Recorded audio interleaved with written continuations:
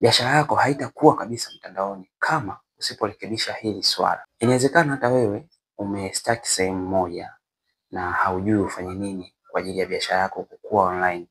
Sasa leo nataka nikupe mbinu ambayo itakusaidia kuikuza biashara yako mtandaoni. Okay? Twende. Natumaini umewahi kusikia kuhusu msemo wa content is king and consistency is queen. Sasa leo nakupa mbinu rahisi ambayo itakusaidia uwe consistent na uwe na content za kutosha. Leo kaa chini, fikiria, tengeneza content calendar ambayo itakuwa ni ya wiki ijayo. Umeona? Baada ya hapo, rekodi zile video zote leo. Ukisha tengeneza leo, sasa kazi yako itabaki ni kuposti. Unaweza ukatumia Meta Business Site kwa ajili ya kupangilia posti zako zijiposti zenyewe, au ukawa umepangilia kupitia Instagram tu. Umeona?